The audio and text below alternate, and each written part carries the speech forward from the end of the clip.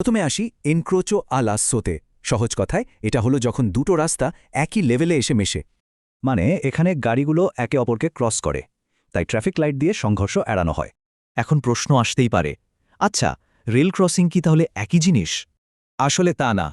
Rail লাইনের সাথে রাস্তার ক্রসিংকে ইতালীয় ভাষায় বলে পাসাজ্জো আ লিভেল্লো। এবার আসি ইন্টারসেচিৎসিওনে আলিভেল্লিস ফালসাতিতে।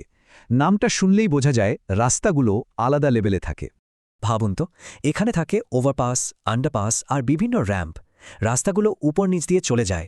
এর আসল উদ্দেশ্য হল গাড়িগুলোকে না থামিয়ে তাদের প্রবাহ স্বাভাবিক রাখা, কোনো মুখোমুখি সংঘর্ষের সুযোগে নেই।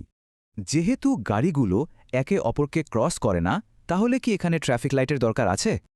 একদমই না। যেহেতু রাস্তাগুলো আলাদা লেভেলে, তাই এখানে ট্রাফিক সিগন্যালের কোনো প্রয়োজনই পড়ে না। অনেকে আবার ভাবেন এই ধরনের রাস্তায় বোধহয় কোনো স্পিড লিমিট থাকে না। কথাটা কি সত্যি? মোটেও সত্যি নয়। ইতালীয় আইন অনুযায়ী ই লিমিটিচি সোনো সেম্প্রে, মানে স্পিড লিমিট কিন্তু সব জায়গায় আছে। তাহলে দেখুন, পার্থক্যটা একদম পরিষ্কার।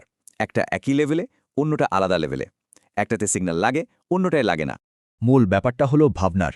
আর রাসো ট্রাফিক সংঘাত ম্যানেজ করে, আর লিভেল্লিস ফালসাতে এটাকে পুরোপুরি এড়িয়েই চলে। শেষ পর্যন্ত প্রশ্ন এটাই, একটা শহরের ট্রাফিক আর নিরাপত্তা কতটা নির্ভর করে এই ডিজাইনগুলোর উপর?